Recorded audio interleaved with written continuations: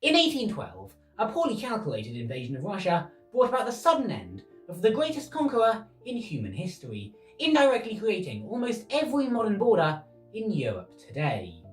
However, during that invasion, one of the most impressive survival stories I've ever seen occurred, when 6,000 men were abandoned by the main army to their deaths, trapped behind 80,000 Russian soldiers. Believing that support was on the way, and underestimating the amount of Russians between him and the main army, Marshal Ney, leader of the Third Corps which was trapped, launched an assault to break through the Russian lines. He gained some ground, but with no support, he was soon driven back, taking thousands of casualties. Later that day, he would reject a second Russian offer of surrender with full military honours, and began a wild goose chase up north, looking for the Dnieper River, and eventually he found it. This was their one chance of escape. He abandoned his cannons and baggage, too heavy to cross the river, and made it across the ice. But when he made it across the ice, he found 20 to 25,000 Cossacks waiting for him, and 45 miles of land between him and the main army. The Third Corps quickly drove off the Cossack artillery and fled westwards towards Napoleon's main army. The Cossacks rode horses, and it's very difficult to ride a horse at high speed through a forest, so Marshal Ney kept to the wooded areas as much as possible, quickly fighting off the Cossacks with square formations whenever they caught up with the corps, and then promptly continuing their escape. After 3 days of being cut off, no rest, no sleep, and little food, 800 fighting survivors finally rejoined the main army, leading a growing column of thousands of stragglers who had abandoned all military discipline, unable to fight anymore, and were simply following the army, hoping that they might make it out of Russia alive. This was not a victory for the French, but a few of Marshal Ney's men made it out, and the fact that anybody survived at all makes this a miraculous success, arguably. But here's a question for you. Out of every miraculous success or victory, what is the most miraculous victory in human history? This is a very difficult question to answer, considering there have been thousands of battles ever fought. You can't go through each and every single one of them, but despite all those difficulties, I thought we should, go through a few of the most impressive victories in history to see if we can pick out our favourite, shall we? One very impressive, arguably, victory was the Battle of the Berezina River. You see, when Ney escaped the trap of the Russian army, he joined the main army only to find it still surrounded, outnumbered 2 to 1 on 3 sides. Their only way out of Russia was across the Berezina River. But the only bridge on the river for miles and miles was controlled by the Russians. They sent in Marshal Oudinot to take the town, and he did, quite handily. However, on their way out, the Russians burnt the bridge. So now, Napoleon was trapped. There was simply no way out. His army was going to get wiped out. Until his Polish cavalry discovered a ford just north up the river. It may be possible to build a bridge across this part of the river. So he sent some forces south to draw the Russians away, and they did, while sending his German engineers to the ford and ordering them to build 2 300-foot pontoon bridges across the river. The engineers worked chest deep in below freezing water. They worked constantly for 24 hours, and most of them did not survive. They froze to death or drowned. But in 24 hours, they got the job done. 2 300-foot pontoon bridges. Napoleon's army moved north, and Russia realised the trap. However, it was too late. By the time they arrived, the French were dug in, defending their bridgehead. The last heavy cavalry in the French army came around and beat back the Russian forces.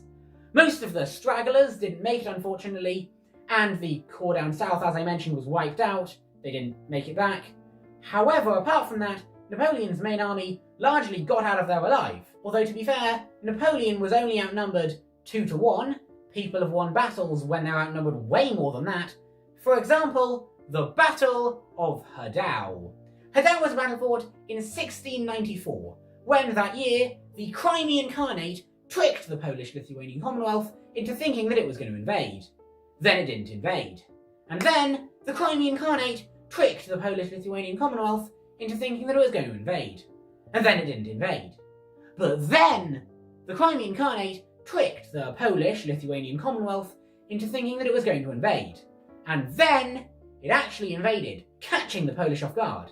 The Polish withdrew all their forces from the area, but there was one unit that didn't flee. A unit of 400 winged hussars, who ambushed 600 Crimean cavalry, surprise attacked them, and sent them packing. The Hussars believed that they had defeated the entire Crimean army.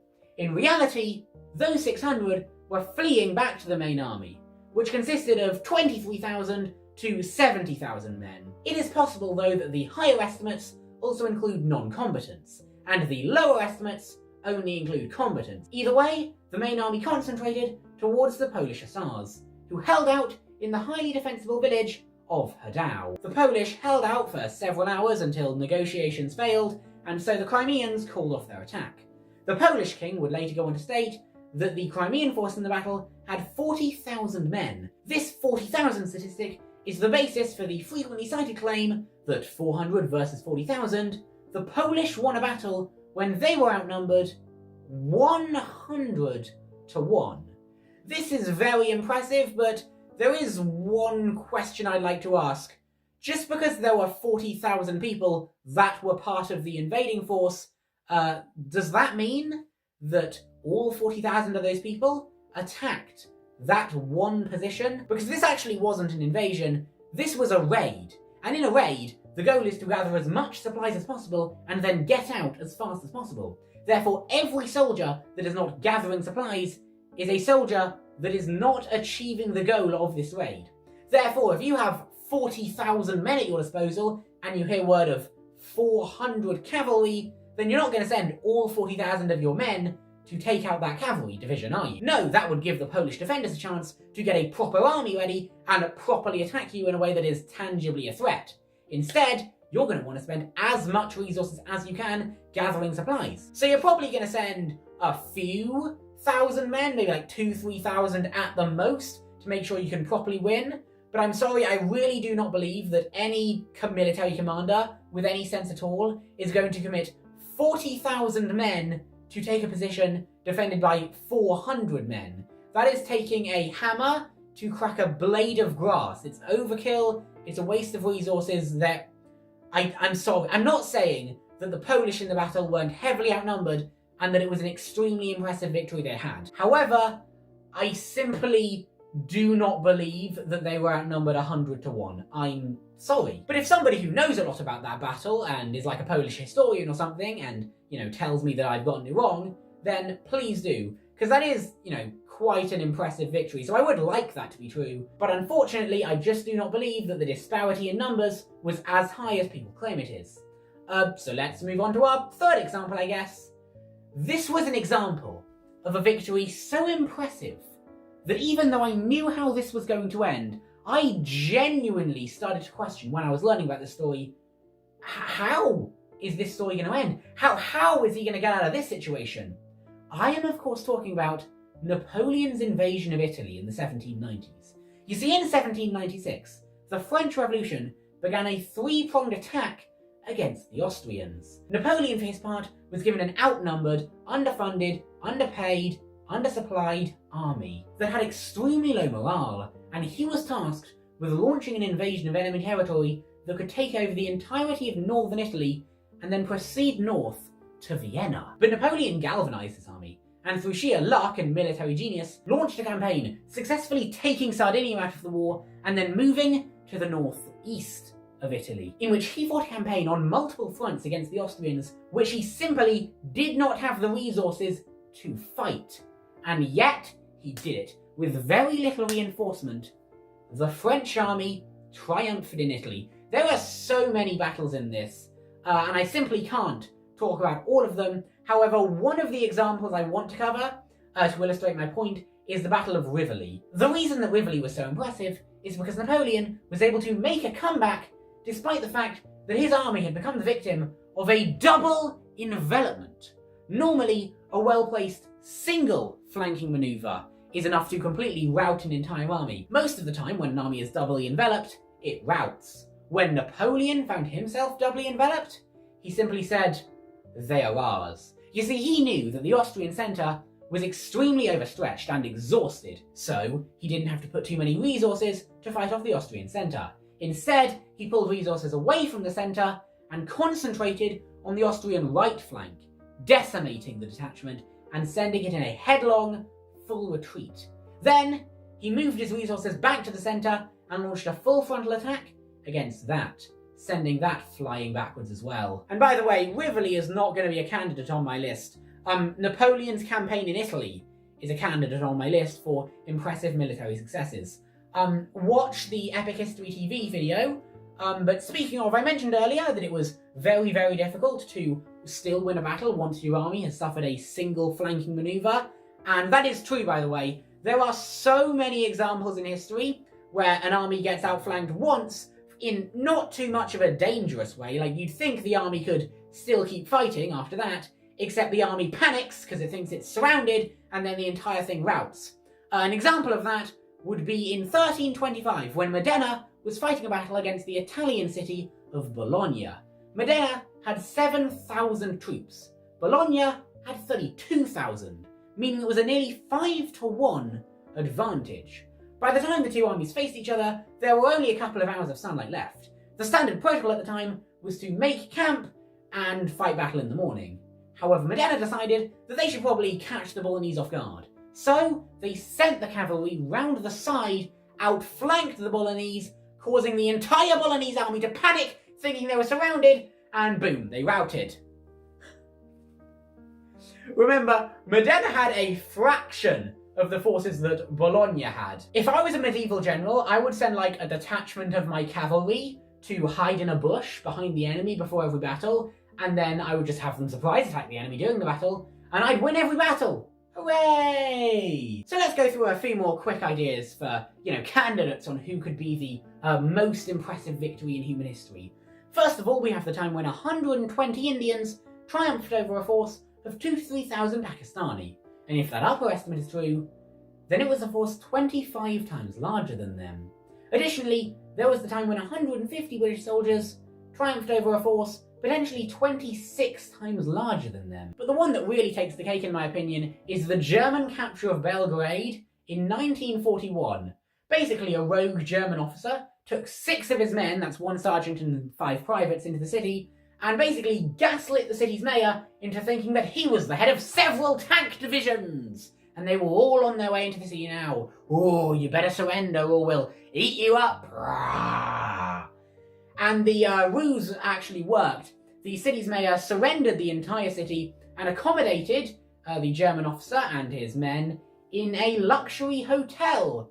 The next morning, the rest of that German officer's small infantry unit arrived, and they basically continued occupying the city, basically praying that the main German army would arrive soon enough before, the mayor was, realised that he was being gaslit. And later that day, the main German army arrived, expecting to meet resistance, when they found absolutely no resistance, because the city had already surrendered.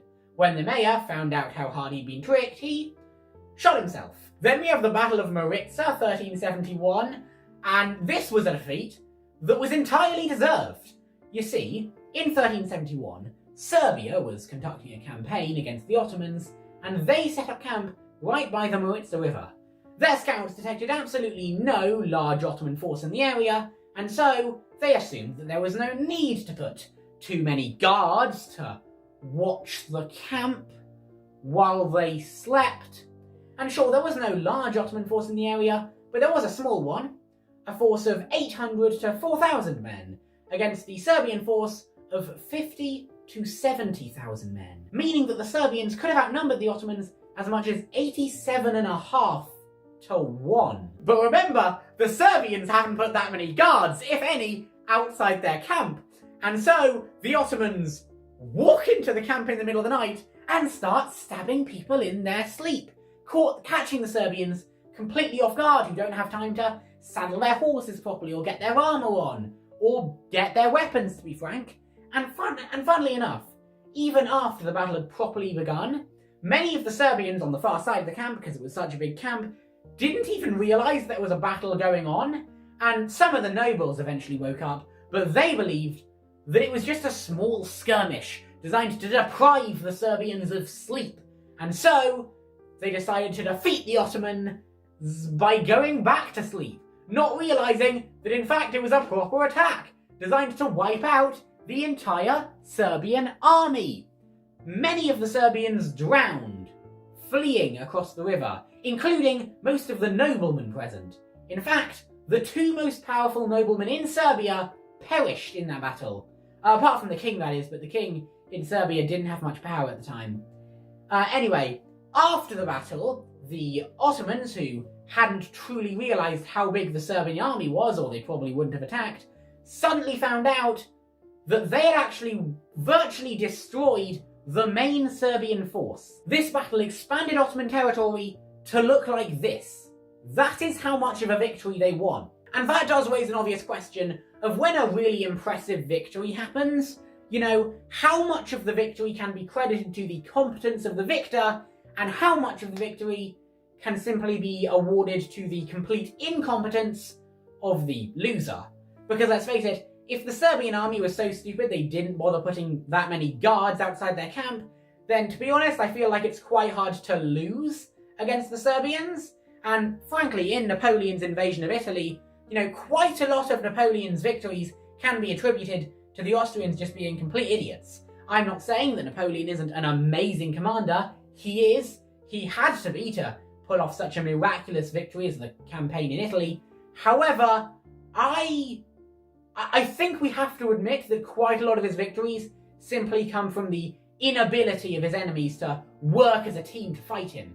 If the Piedmontese and the Austrians had simply worked in tandem, they probably would have defeated Napoleon within the first couple of battles. But we're going to end this video on a really, really interesting note, and that is the Battle of Karansebes.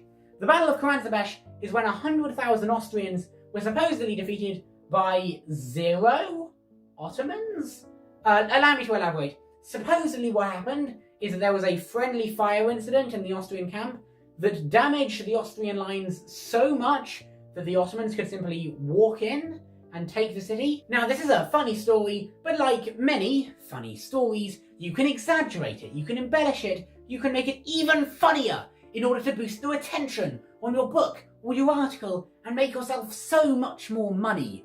M. Laser has a really amazing video on his channel where he reviews actual primary source evidence, or at least sources that cite primary source evidence about the battle to see what actually took place. And evidently there was a friendly fire incident at the Battle of Karansebes, however it wasn't as large scale as people like to claim. However, before you click off, I would like to point out that in my opinion, the real story is more interesting than the lie. And in general that often is the case. Basically what happened was, there was a small skirmish between the Austrians and the Ottomans, sending the Austrians fleeing northwards back to their city of Karansebes, and while they were arriving at Karansebes, the local Wallachians, who didn't like the Austrians and wanted to get rid of them, basically lied to the Austrians and told them that there was a massive Ottoman army on the way that was going to ambush them, it was going to wipe them out, and that the Austrians had better run if they wanted any chance of survival. And it worked. The Austrian positions routed, abandoning the city of Karansebes and their camp outside it. During the rout, there was a small friendly fire incident between two Austrian units who were obviously paranoid, expecting an Ottoman ambush, and so they assumed that each other were Ottoman garrisons or troops or whatever, and so they opened fire on each other very briefly before promptly ceasing fire. That is what went down at the Battle of Karansebes. But once again, I firmly believe that in this case the reality is so much more interesting and so much funnier than the lie. The Wallachians managed to rout an entire Austrian army of 100,000 men by simply lying to them, okay? Guys, how are we going to drive off this massive Austrian army from our soil? I'll tell you how, let's lie to them! I hope that modern-day Wallachia celebrates that as a moment of national pride, when civilians stood up and drove a foreign army from their territory using peaceful tactics. So in conclusion, which of these victories is the most impressive victory in human history? Well, my favourite story that I will be telling to everyone who meets me several times for the next few years is the story about how a bunch of Wallachian civilians drove off 100,000 Austrians through the sheer power of gaslighting. However, I'm not sure if that's like a military victory or not.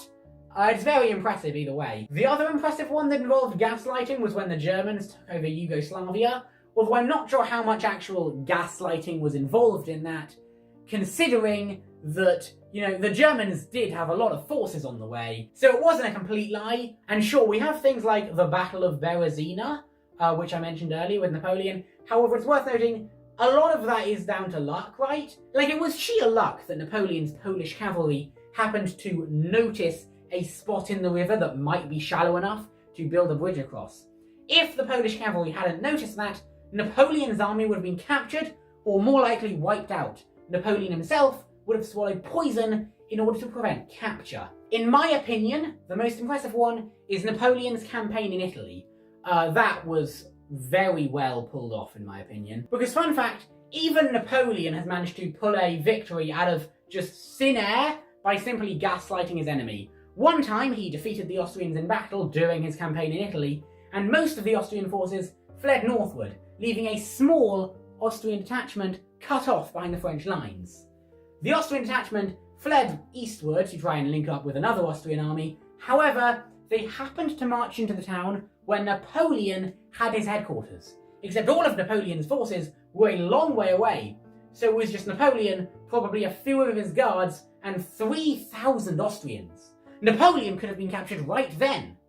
This would have prevented Napoleon's entire empire from existing, but instead, Napoleon basically once again lied to the Austrians, claiming to have more forces than he did, and said that if, within a very short amount of time, every one of your men has not laid down their arms, I shan't spare a man. It is very surreal going back through history and learning how much luck is involved, just with everything that happened. A couple of years ago now, I think, I made a video titled Why Italy Doesn't Exist. I haven't watched it in forever, it's probably awful, like all of my old videos are. Basically, I went over the history of, how Italy was created, and pointed out that the odds of Italy existing are so unimaginably low. I genuinely think that the odds that Italy was successfully created in the 19th century were like 1 in thousands, potentially. It's just like with the French Revolution, by the way. The odds that the French Revolution was not defeated within the first couple of years are unfathomably small, and I considered making a similar video to the Italy one, just about the French Revolution, but then I realised that when I made a video, every time history was completely changed by a very, very small, minute chance, I would have to make a video about every country in the world, because every battle, every history, and every war is entirely changed by just those small events that you cannot plan for. Quite a lot of battles are just luck. Still, in conclusion, Napoleon's invasion of Italy was, in my opinion, the most impressive campaign or military victory in human history. But of course, there have been thousands of battles. I'm sure somebody can find a more impressive campaign. The Napoleonic era is kind of the era that I have the most knowledge about, so it makes sense that that era did show up multiple times in this video.